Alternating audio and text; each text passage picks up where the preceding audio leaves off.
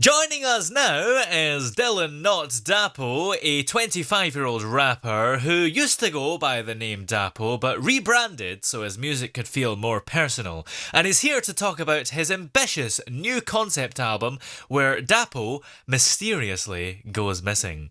And DYLN Not Dapo is with us here. Good afternoon, how are you? I'm good, man. How are you? I'm great, thank you. So, what was it that made you ditch Dapo, and how does the new name reflect where you are as an artist?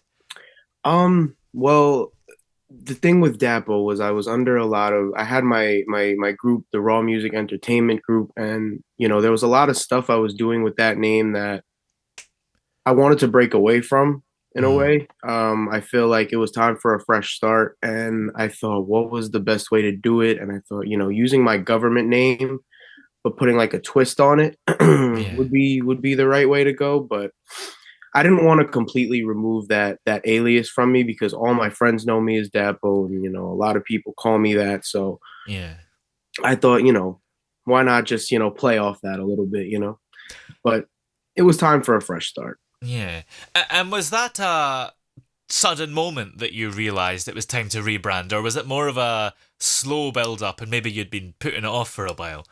I think there was one moment where I really wanted to do it, and then Mm, I put it off for a little bit. Um, but then I finally once I put this project together, I was like, you know what? If I'm gonna rebrand, this is gonna be the one gonna do it for. yeah. So it just all made sense. And did your sound change along with your name? Not too much, but I Mm, definitely became a little bit more raw and authentic with the new name. I yeah. kind of touched on topics that I wouldn't touch as much as Dapple. Dapple was more of like a you know whatever you want to call it, like a vague artist, but now with Yeah. this new name, I've become more like not afraid to touch on any type of topics. You know what I mean? Yeah, absolutely. Now, your new concept album, Missing, is quite a wild concept, but in the best way, because the concept is that Dapo goes missing and then leaves behind voicemails and videos. Where did that idea come from? Um, a lot of people have been asking me that since it's came out, and the idea is that this album is what's left behind. Hmm. This is when you find this, it's already too late, everything's already happened, and these are, I guess, remnants of what is left. Hmm. And it is supposed to be like a little bit of a prelude to what's next, but I'm not gonna get too deep into that much, but Yeah. it is supposed to be, I guess, an intro into this new step of my journey. Uh, and musically, how would you describe the style that we see in the album or here? Um, so disc one is a lot more raw, authentic, very personal, I guess you could Hmm. say. Um, I'm touching on a lot of mental health stuff and, problems with, faith and, relationships, friendships. And then part two kind of switches to a more, you know, living the dream of an artist, showing off my, wordplay and rapping ability, and then, having some more upbeat stuff. So disc one and disc two are kind of two completely different Yeah. sounds, but that's Yeah. probably the best way I would describe it. Yeah, I kind of thought that because it feels like disc one is the breakdown and then disc Mhm. two is the breakthrough. Did Yes. you write both those parts sort of back to back, or did you live through the events in sort of real time and just write them as you went and then decided afterwards which side they were going to go in? So disc one was all recorded pretty much in the span of a couple of months when I was going through a pretty rocky road, I guess you could say. Yeah. And that was actually originally supposed to be its own project. Hmm. But then, I also had a bunch of songs from before and after that, like, kind of fit where I wanted to go next. And so Yeah. that kind of gave me the whole disc one, disc two, where, okay, disc two is where we're going to head from here. And disc one is kind of what led up to, where I want to go forward. But the things that have led up to it in terms of, all the bad, I guess you could say. Yeah. And on disc one, you talk about dreams of being a star. Hmm. So, what does that dream look like for you now? I mean, has it changed since you started working on the album? So I don't want to say too much about, the next thing, but the next thing is Yeah. gonna really tap into that whole dream thing. That's in the future. I'm gonna let this one breathe for a while. Yeah. But I do plan on doing something in the future where I kind of tap in a little bit more into what those dreams mean. And it's gonna be my idea is it's supposed to be a whole double entendre for how the industry is viewed. Again, I don't want to say too much, but Mm. I definitely it didn't change much, but I've noticed um, certain things about the quote unquote dream of the music industry that, like, you know what I mean. Some people may get turned off by or turned on by, and like it's you notice a lot of things behind closed doors that you don't really see on the TV, I guess you could say. Yeah. And the album does get quite vulnerable as well with a lot of the things you write about in it. So, how did it feel putting that level of honesty into music? I mean, was it therapeutic or was it draining or could it be both at times? It was definitely very therapeutic because for me, music was my escape. So while I'm going through all these things, it's like that's how I release it because a Mm. lot of these things, like some of my closest friends didn't know a lot of the stuff that was going on until they heard the project. Yeah. And they're like, dude, like, why didn't you come to us? And I'm like, it's just like, I don't feel like the music's the only thing that I feel like understands and hears me. You know what I mean? So that got me through a lot of those really difficult times is being able to say it on track. Yeah. And were there any lyrics in the album that were hard to write, or maybe even easy to write, but hard to say out loud when you're recording it? Oh, of course, yeah. There was a bunch of lyrics that, I had to double take some breaks on for especially on songs like Alone Together where I talk about, the passing of one of my friends. Mm.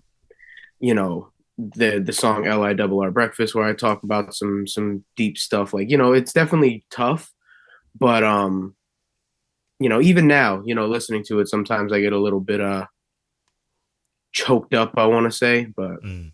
it of course, but I think it enhances the art. I think it's something that people who are going through stuff could kind of feel it, like so. But yeah, Yeah. definitely some parts were a little difficult. And the lead single from the album is called Missing. So why Yes, did you choose that track to represent the project?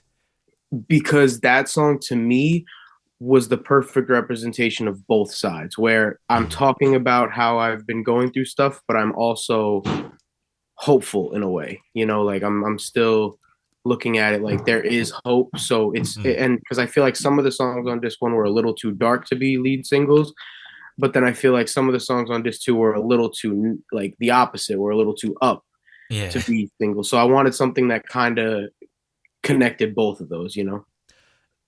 And how do you view the album overall? I mean, do you see it as I guess, maybe a negative thing about saying goodbye to Dapo, like almost Mhm. like it's his funeral, or is it more of a positive thing about the transformation? I could see it both ways. It's definitely something that I feel like is a fresh start. It's opening that new chapter. Yeah. Um, and for me personally, I think it's a positive. I could also see how some people are like, okay, well, that's the end of the road for Dapo, but we Yeah. got something else. So for me personally, it's definitely a positive because I just view it as a fresh start, and I feel like a lot of stuff in my life has hit a reset button. So Mm. new place to live, new people I'm around. So it feels like everything has hit a reset. So I feel like this was the perfect time to hit a reset musically as well. Yeah.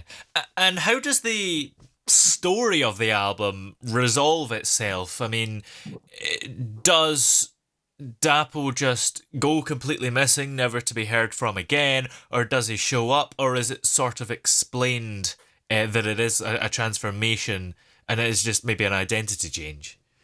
So, with this album with Missing, we don't really get that resolution. We kind Mm. of get left on a cliffhanger, Oh, which is supposed to set up, future releases. Because what I thought of when I created this was originally this was going to be a shorter like prelude, and then I was going to have the main project, which is something that I want to do with the whole dreams and like the industry and like having like a double entendre for it with the story. But yeah, then when I started doing the Missing album, I started to get attached to it a little bit more, and it became way more fleshed out.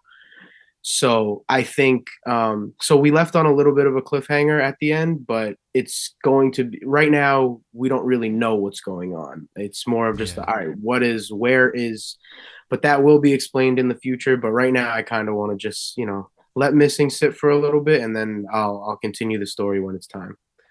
Absolutely. Um, and if somebody found Dapo's voicemails 20 Mhm. years from now, what do you Mhm. hope they would understand about who he was? That's a great question. I would hope that they see that he is trying to make things work, and he's Mm, not perfect. He's far from it. But he is trying, and he has his steps of the road, or he has his bumps just like everybody else. But he does really care about what he does, and he wants to make it work, no yeah, matter how, whether he's going through hell or not. He wants to make that happen. absolutely. So, what can you tell us about some of the future projects that you've got on the way? Um, so without really getting too deep into it, if the last skit of the Missing album, you hear sirens and Mm, people yelling, and it's kind of like what's going on. So without getting too deep into it, there is definitely a theme of you know a dystopia type world. I want to say that we yeah, enter into that's supposed to be a metaphor for the music industry. And there's going to be a lot of that. I'm going to be a lot more, I guess, cinematic for. I want to do more like videos and more visuals. I want that to be more of a visual project, yeah. but it's definitely going to be more active, I want to say, and more story, even more of a story than Missing was. Brilliant. Well, in the meantime, where are we able to find this new album, Missing, and keep up to date with you to see what you're working on? Missing is available on all platforms: Spotify, Apple Music, Tidal, YouTube, basically wherever you listen to music. Under Dylan, not Dapo, all caps. Dapo is DVPO. The V is the upside down A. Yeah. And then my Instagram is uh, and Twitter and all my socials is Dylan, not Dapo, just all one word. Um, and yeah, that's where you can find me. That's where you can keep up to date with everything that's going on. Brilliant. Well, many thanks for joining us today. It's been great having you on the show this afternoon. Yes, thank you.